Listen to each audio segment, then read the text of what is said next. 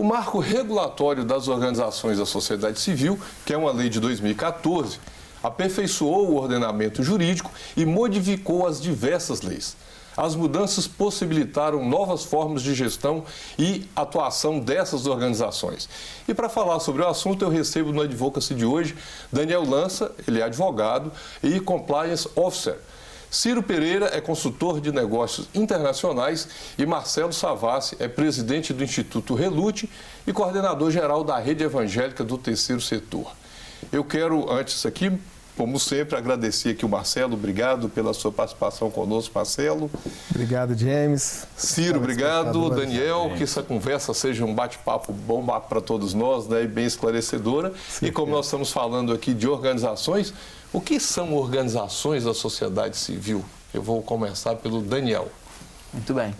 Bom, primeiro dizer que quando a sociedade se organiza para o bem coletivo, ela se organiza de diversas formas. Desde do primeiro setor, que é o governo, isso vai para a democracia representativa, poder executivo, legislativo e judiciário.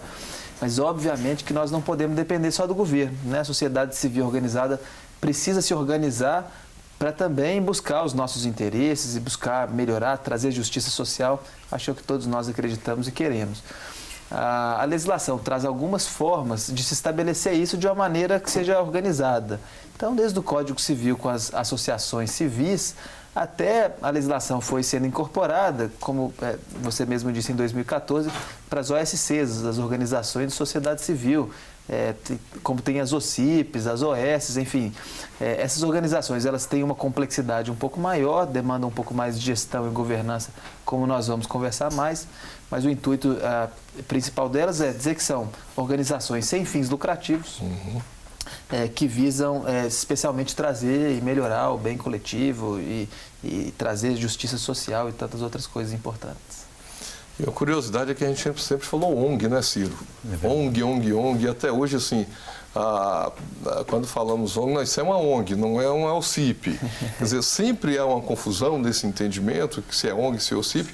E, na verdade, a expressão ONG nunca existiu na lei, nunca existiu em lugar nenhum. Importamos a expressão, traduzimos, mas, na verdade, nós nunca tivemos essa expressão utilizada. E a lei, em 2014, passou a utilizar Organização da Sociedade Civil, que basicamente agrega aí o que? Associações e fundações, né? Eu vejo, como o Daniel mesmo falou, né, essas novas possibilidades da sociedade se organizar, a gente não ficar dependendo só do governo, né, e de ter incorporado agora as ONGs, porque era quase que um ditado popular, né, todo mundo usava, mas não tinha propriedade. E agora a gente passou a utilizar, eu acho que isso fica até mais fresco e mais fácil na cabeça das pessoas de conseguirem alencar ali dentro da cabeça delas o que é uma ONG, o que não é, enfim. Então eu acho que isso trouxe um benefício, né? Mas eu acho que ainda, como nós vamos conversar bastante aqui ainda, mas é um caminho longo e que a gente pode cada vez mais engajar a sociedade a participar desses movimentos. Marcelo, você lidera essa organização da sociedade civil, né, essa OSC, e também coordena um movimento aí com diversas organizações, não é isso? O que vocês fazem na ONG ou na OSC e nesse grupo de OSCs? Então, nós começamos esse trabalho recentemente, é um trabalho novo do Instituto Relute, e ele entrou dentro do viés de atender crianças, jovens, adolescentes, na idade aí de 6 até 17 anos, no contraturno escolar, que é como se fosse a base, né, esse plano do governo da escola integrada, de forma a você provocar ali uma integração, um desenvolvimento integral do indivíduo, que é a transição do primeiro ciclo ali, da primeira infância, de forma com ações socioeducativas, socioassistenciais. É um trabalho que a gente também engloba a família. Hoje nós estamos dentro de uma estrutura ali no Buritis, uma parceria junto à Igreja Bola de Neve, que cedeu o espaço para que a gente faça esse trabalho, mas há uma ação ainda dentro da própria escola, um trabalho que a gente faz, uma conscientização com os professores, a diretora e toda a liderança do CRAS, do Conselho, né, de Assistência junto à comunidade, de forma a atender essas crianças diariamente ali, no contraturno escolar. Quer dizer, uma ação articulada na comunidade. Sim. Né?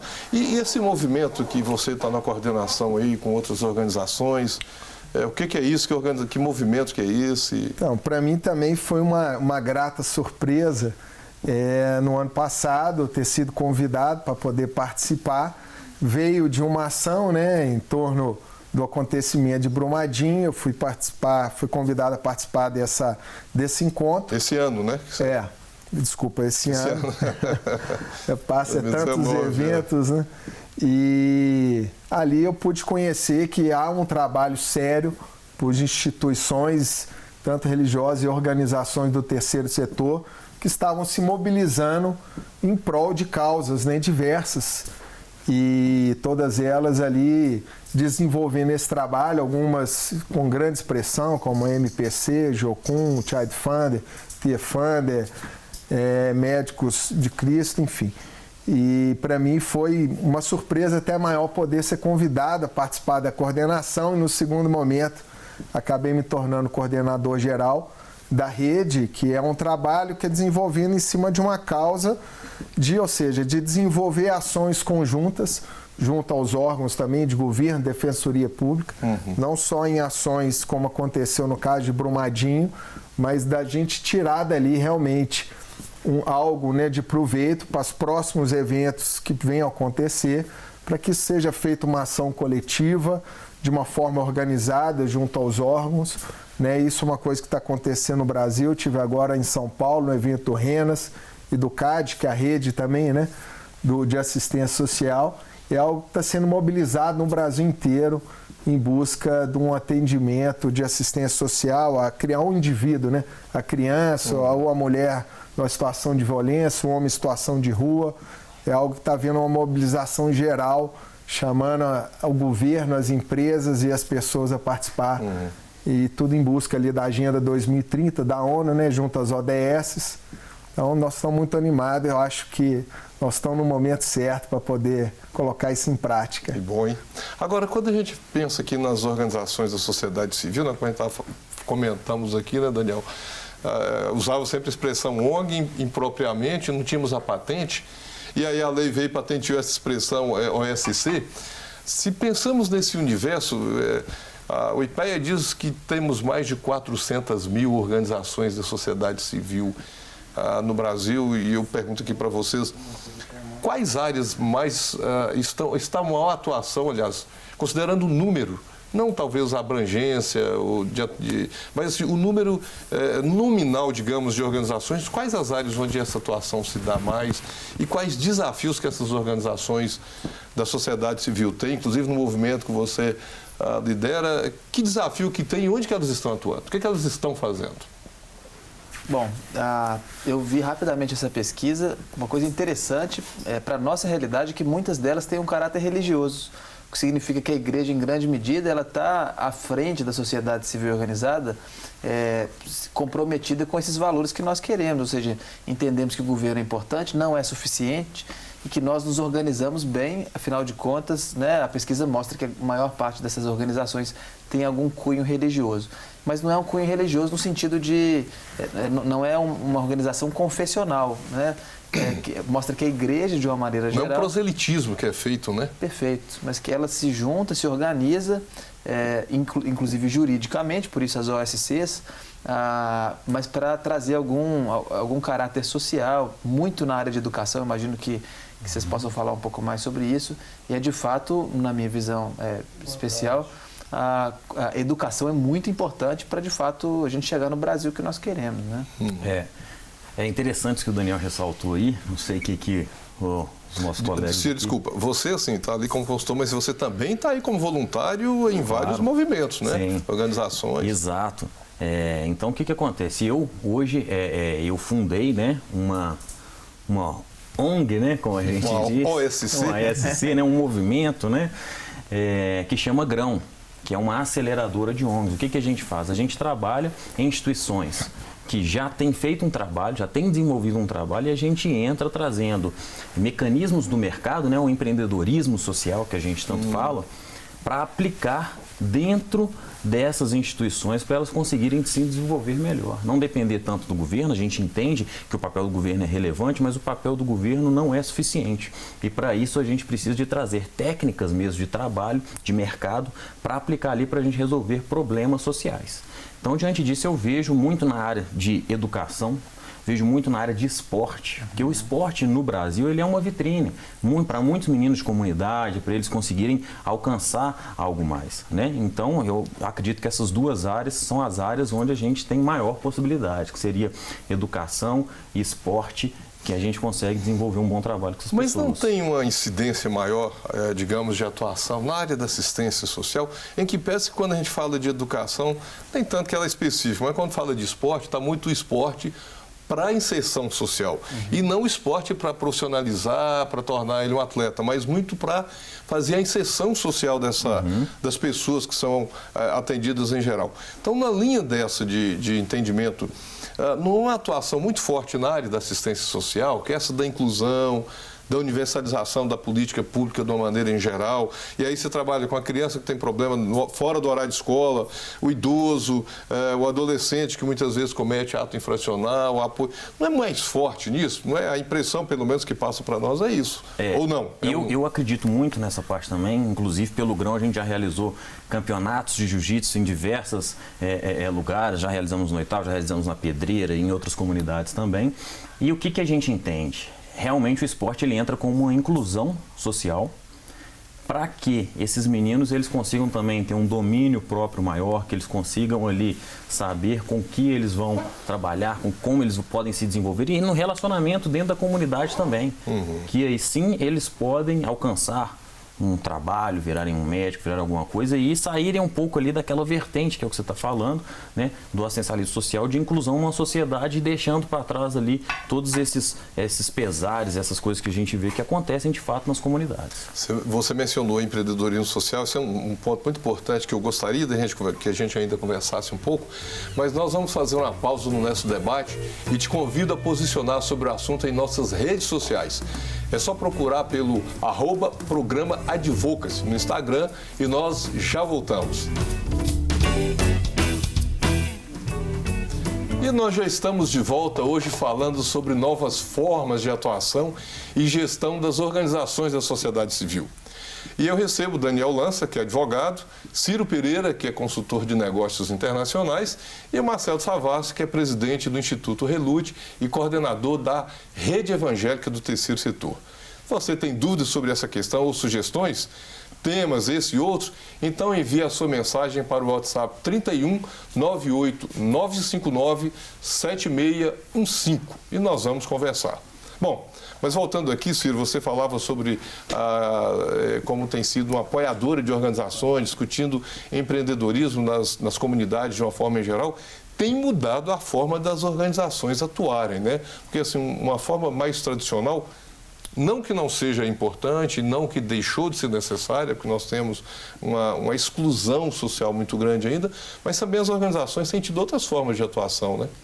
Claro, como a gente falou no bloco anterior sobre empreendedorismo social, algo que eu particularmente acredito e gosto muito, porque nenhum de nós aqui, nós não vamos existir para sempre, né? Então nós temos que ensinar essas pessoas a continuarem, a levarem esse legado.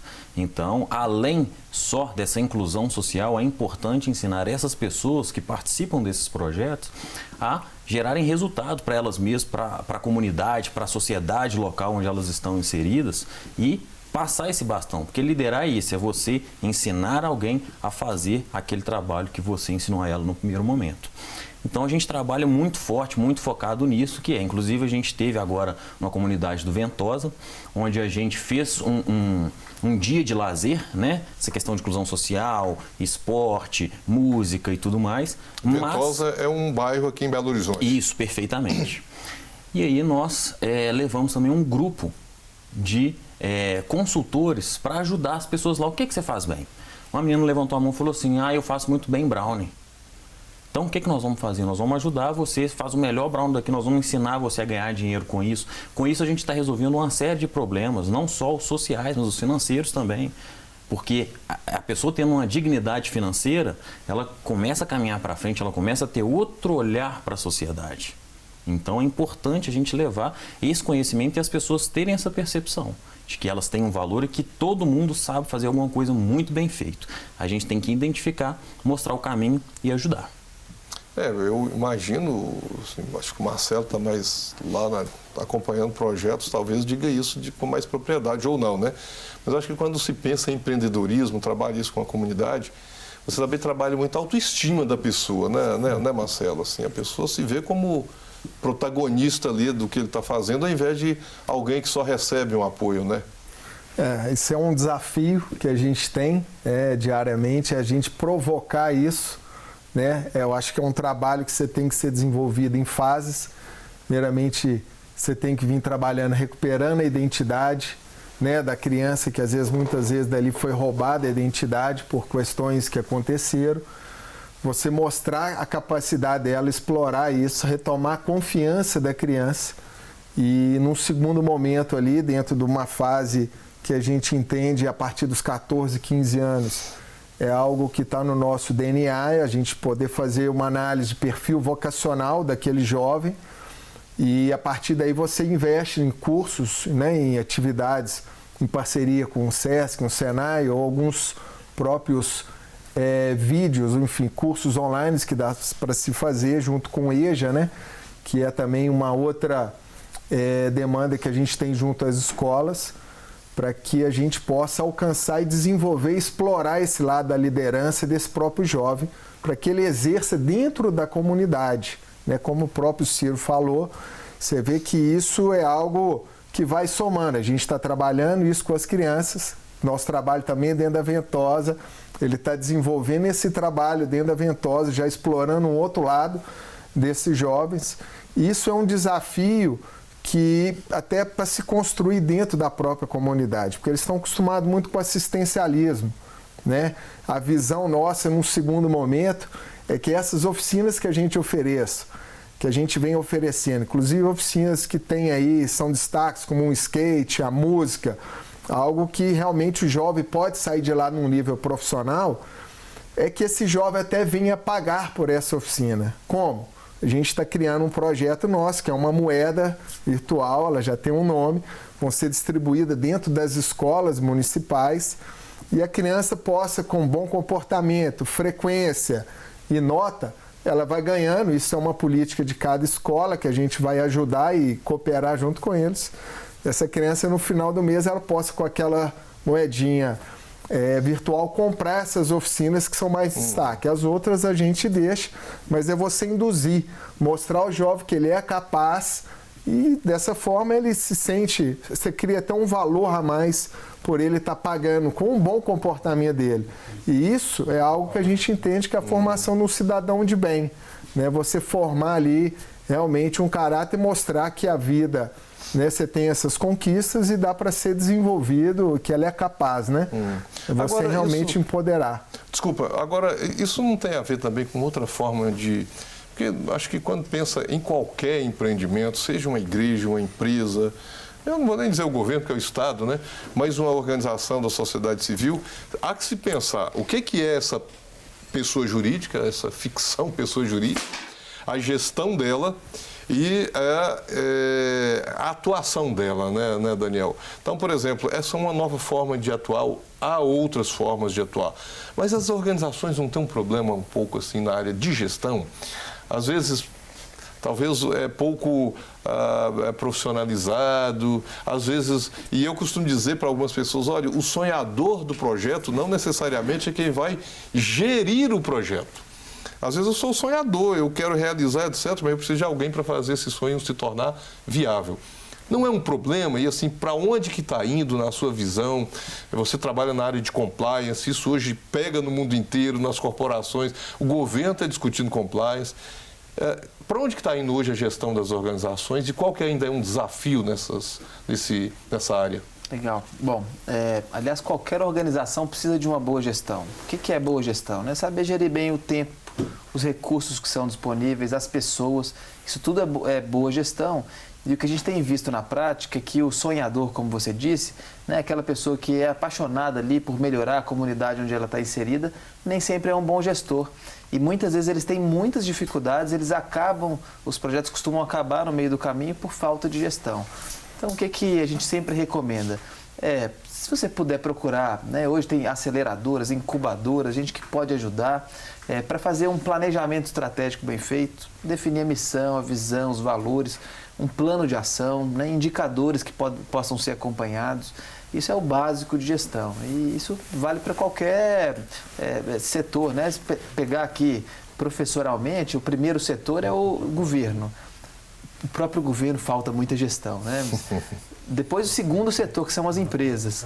E o terceiro setor, que é a sociedade civil organizada, as organizações do terceiro setor. E a coisa está tão assim, interessante, porque hoje já tem um setor 2,5, que são as empresas de impacto social. E hoje as empresas que querem sobreviver nesse capitalismo consciente, como eles querem chamar, precisam desenvolver ações de impacto social nas comunidades onde elas estão inseridas, né? Porque ali mora muita gente, às vezes uma grande empresa impacta muito aquele local. E todas essas, primeiro setor, segundo setor, terceiro setor, 2,5, precisam de gestão como uma organização, sob pena, infelizmente, deles acabarem morrendo com aquele sonho lindo que começou aquela organização. Você sabe que eu estava um tempo num curso na Fundação Dom Cabral, já esteve aqui conosco, e um dos desafios nas empresas grandes, mais familiares, era chamar, e você quer um conselho de administração? Sim, queremos ter um conselho de administração. Está disposto a abrir mão de poder? Porque você vai passar para um conselho. E aí entra eu acabo fazendo essa transferência para a área das organizações, muitas vezes esse sonhador, essa pessoa que idealiza, etc., assim, essa gestão precisa de tomar um outro rumo, né? Não é minha organização, a ideia, o projeto. Aliás, a melhor forma de eu fazer com que esse projeto continue, muitas vezes entregando a gestão para quem tem vocação para gestão, né? Não é isso, Ciro? Então, eu tenho que saber fazer essa divisão do meu idealismo com o sustento do meu ideal, né? Perfeito, James. Enquanto o Daniel estava falando aqui, que tem, né, você também, o sonhador, o gestor, a minha esposa, ela é artista, ela é bailarina profissional. Então, ela tem uma cabeça para arte. Então, eu sou formado em administração, tenho a cabeça para números, É o chato, né, do negócio. Vamos fazer a coisa evoluir mais, vamos ver os indicadores, se está dando resultado, se não dá, qual é esse resultado. E quando a gente parte para o empreendedorismo social, a gente precisa do sonhador, mas colocar ele com a gestão criativa. Dá para ele esse espaço dele imaginar o que ele quer fazer, o que ele quer criar, traz para o pessoal que sabe de gestão e fala como que nós vamos executar. Eu falo muito nas organizações, né? Tem empresas que eu vou que a gente planeja, a gente faz e a gente revê todo o processo. Porque não adianta só fazer e não adianta só planejar. Então a gente tem que ter uma gestão de tudo isso para a gente ver dentro da sociedade quais são os resultados que isso está dando e levar para as empresas também quais os resultados que elas participando desses movimentos, o que elas ganham com isso também, como que elas posicionam a marca delas e como que isso tem mais valor no mercado. Então eu acredito muito nisso. Não, e na hora de procurar financiamento, você tem que ter um bom projeto que você está executando, uma boa gestão, com transparência, com responsabilidade, com controle, com processos e etc. E aí, até já pegando isso aqui que você falou, lembrar assim, isso tem muito a ver com parceria, sobretudo com o mundo corporativo, né? Se não tiver uma boa gestão estruturada e governança, sai dinheiro de empresa, Daniel? Não. Não, né?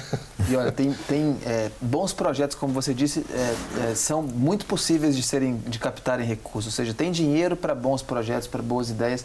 Mas aí, primeiro, não basta ser uma boa ideia. É preciso mostrar isso dentro de um plano de ação, por isso gestão. E a segunda coisa é ter reputação. Isso é muito importante para as organizações da sociedade civil.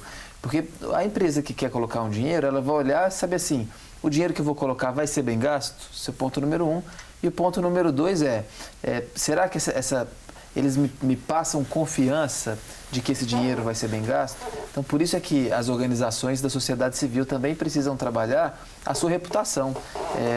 Nas empresas isso já está sendo bem consolidado por meio do compliance, mas agora também nas grandes associações do terceiro setor, por conta disso. Aliás, Adam Smith já falava disso há 300 anos. O capitalismo age com base em confiança. Se a gente confia nas pessoas, as relações comerciais tendem a dar mais certo. E a mesma coisa em relação à captação de recursos. Eu quero falar um pouquinho mais de captação e como é que está o financiamento hoje em dia, mas nós vamos fazer aqui assim, um rápido intervalo. Mas antes, quer participar do Advocacy? Então mande um e-mail para advocacy@redesuper.com.br e nós te aguardamos no nosso próximo bloco. E já estamos de volta. Hoje estamos falando sobre novas formas de atuação e gestão das OSC. E eu recebo hoje aqui o Daniel Lança, que é advogado, Ciro Pereira, que é consultor de negócios internacionais, e o Marcelo Savassi, que é presidente do Instituto Relute e coordenador geral da Rede Evangélica de Terceiro Setor. Bom, eu queria pegar aqui, nós deixamos do bloco anterior, falar de financiamento. Até porque tudo precisa de financiamento, né, Daniel? As organizações também precisam de financiamento, né? Falamos aqui de forma de atuação, de empreendedorismo, de gestão.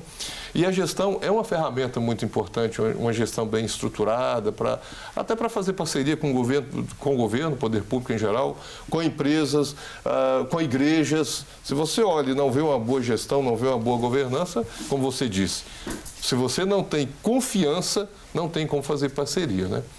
E aí, assim, algumas formas de financiamento. Hoje as empresas têm envolvido com financiamento em parcerias de projetos sociais? Como é que vocês têm? Como é que está isso hoje, esse cenário hoje?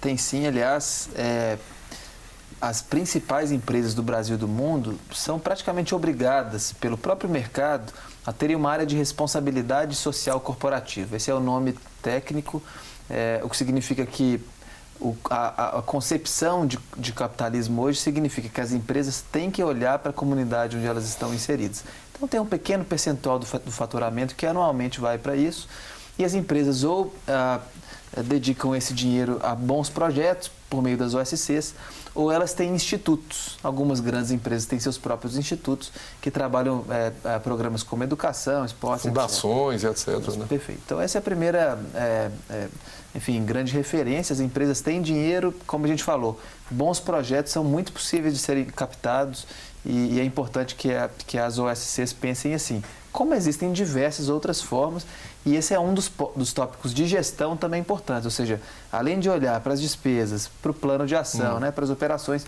é preciso pensar receita, e aí nós já falamos que o governo pode ser uma receita, embora pelo seu próprio conceito a ideia é não depender do governo, mas tem o segundo setor e tem, hoje diversas ONGs buscam, por exemplo, até pensar em produtos e serviços próprios para incrementar uma receita própria, uma renda própria, como também filantropia é um dos temas que a gente vai discutir aqui, ou seja, existem boas ideias para captação de recursos hoje. Agora, mas quando se pega aqui algumas organizações até já citadas, é fácil de chegar nesse financiador, nesse parceiro. E quando eu penso assim, você falou lá do projeto, da atuação da sua organização que apoia organizações. Então, assim, é possível, Ciro, tem lá a creche lá na comunidade. A associação de moradores, ela não tem grande estrutura, ela não tem assim, essa gestão grande, ela não tem muitas vezes condições de pagar um executivo, um gestor, um CEO para fazer grandes projetos, para relacionar com grandes financiadores. E o que fazer com essas pequenas organizações que são a maioria absoluta? Na pesquisa do IPEA, que fala em mais de 400 mil OSC no Brasil, 10% tem parceria com o governo.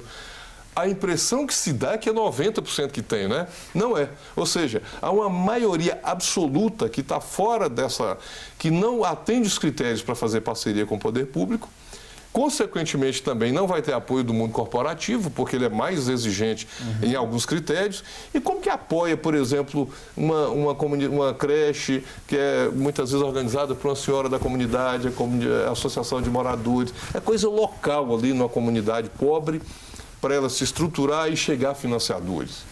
Bom, esse é o desafio, né? Esse é o desafio. Por isso que quando a gente teve a ideia, né, de fundar o Grão, foi justamente nesse sentido. Já tem gente fazendo alguma coisa, vamos ajudar esse pessoal a estruturar. Então a gente tem justamente essa visão. O cara que é pequenininho ali, o cara que da comunidade de bairro, que você falou que muitas vezes eles não têm um gestor, um CEO, na maioria das vezes eles não têm. Né? Então, 100% das vezes. 100% das vezes eles não têm. Então a gente entra justamente para ajudar esse cara. Tem um administrador aqui no bairro? Quem é que pode ajudar? Porque nós, né, vamos pensar em nível Brasil aqui.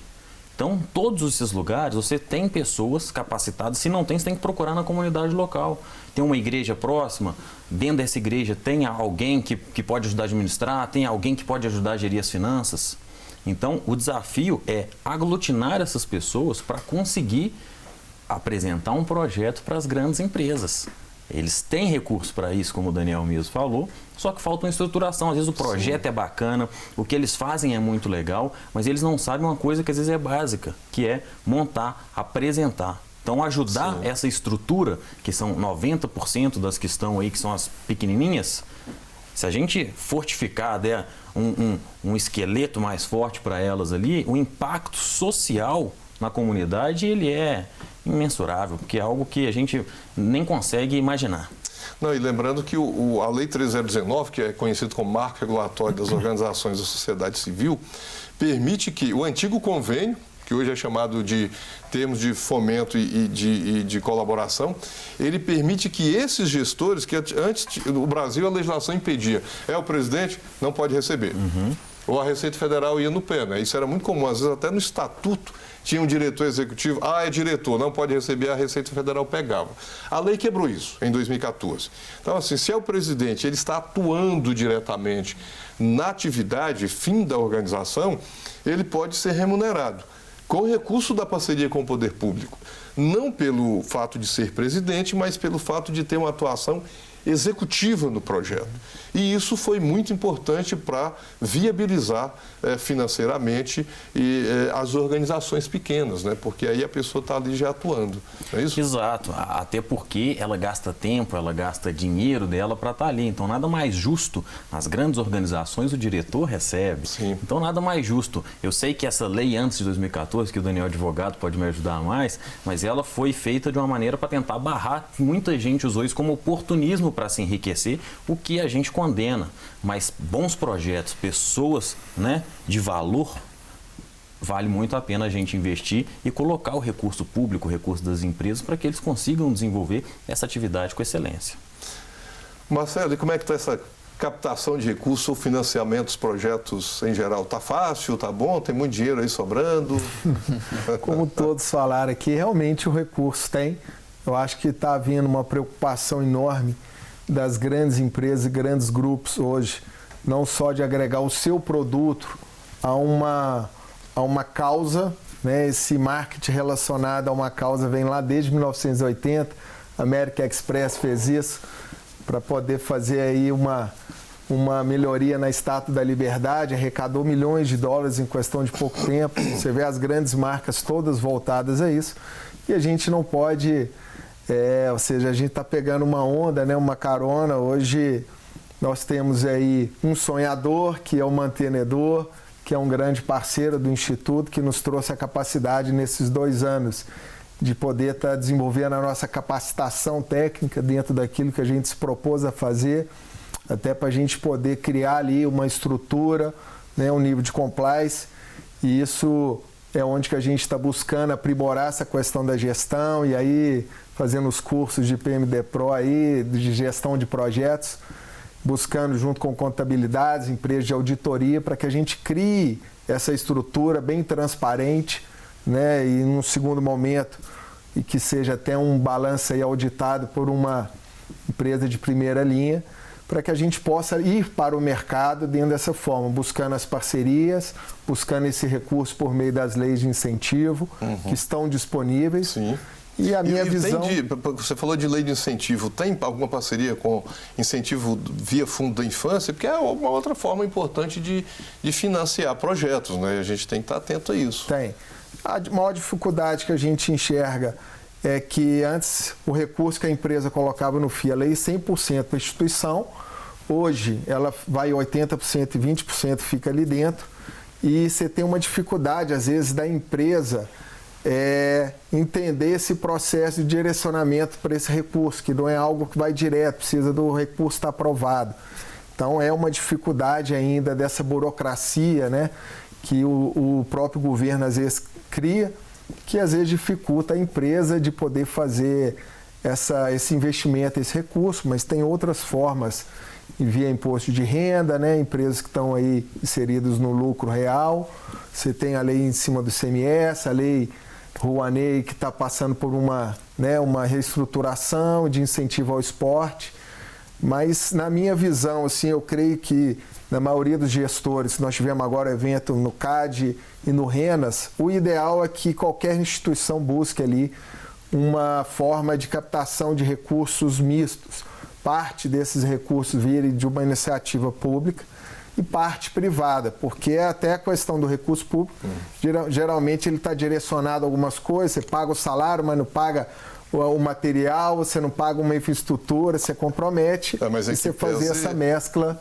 Perfeito. E bem gerida, eu acho que é o modelo ideal de negócio para o terceiro setor. E é nisso que a gente... Desculpa, Marcelo, que a lei fala que não tem mais isso, né? Acho que os governos continuam criando algumas dificuldades, mas a lei tirou essa dificuldade para afinar, porque não adianta ir lá na crechezinha da dona Maria, lá na comunidade, né, Ciro? É pequenininha, não, eu passo o dia para a senhora, mas a senhora não pode pagar a mão de obra, não pode pagar o contador, ou seja, a senhora não pode fazer nada, sem isso não funciona. Mas nós temos hoje, eu acho que o Fundo da Infância é muito importante, né? E eu lamentavelmente constatei que o Fundo da Infância Nacional, o FIA Nacional, tem 80 milhões de reais no fundo. O orçamento é de 20. Só que a lei, a orçamentária, apesar de autorizativa, você, para gastar além disso, você tem que ter uma alteração. Não gasta. Mas, e aí, assim, nós estamos caminhando para o finalzinho aqui, eu queria ainda ouvir de vocês mais duas coisas. Rapidamente, hoje nós temos uma lei que agora de 2019, a 13.800, que fala de endowments, que é de fundos patrimoniais. Ou seja, nós temos essa experiência muito grande fora do Brasil, né? As pessoas investem no fundo, esse fundo fica aplicado e o rendimento dele é que vai bancando as atividades daquela organização. E aí, assim, são os mais variados exemplos ao redor do mundo. O maior deles que todo mundo usa e é próprio usar é Harvard, que é uma das maiores universidades mais respeitadas do mundo e tem, se eu não me engano, 50 trilhões de dólares, alguma coisa. Ela vai se bancar durante 100 anos. É a mais cara do mundo, das mais caras, e parte dos alunos são gratuitos, tem um ensino gratuito. Então, assim, e várias outras experiências. O Brasil também tem. Bom, isso foi criado agora para essas organizações.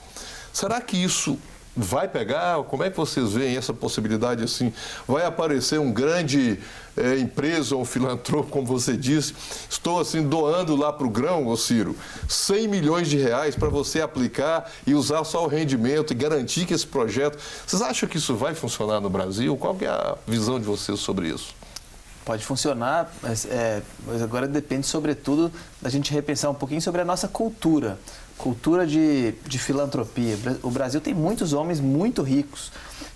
E aí, infelizmente, a gente vê que a grande maioria dos brasileiros super ricos ainda não doam tanto para filantropia ou não doam para filantropia. Isso é muito comum nos Estados Unidos. E aí por isso a gente fala que bons projetos têm bons recursos. A gente falava que tem mais de 1.000 brasileiros que doam para o Museu de Arte Moderna de Nova York. Por que esses caras não doam aqui? Será que é pela reputação do Museu de Nova York ou pela reputação de Harvard? Certamente. Então, o que nós precisamos fazer? Um é trabalhar bons projetos, boa reputação, boa prestação de contas, boa transparência. E segundo, é mudar a cultura para que esses caras olhem para cá e aí coloquem dinheiro, né? O instrumento jurídico está posto, ele é muito bom. Agora é a gente trabalhar para que o Brasil, que não é um país tão associativista, ou seja, a gente tem dificuldade em se associar, em dar dinheiro em filantropia, a gente consiga mudar essa cultura. Gerar uma cultura empreendedora. Eu acho que o Daniel foi cirúrgico aí no que ele falou. E é isso, é levar esse mindset para o setor das empresas e também dos projetos que necessitam desse recurso.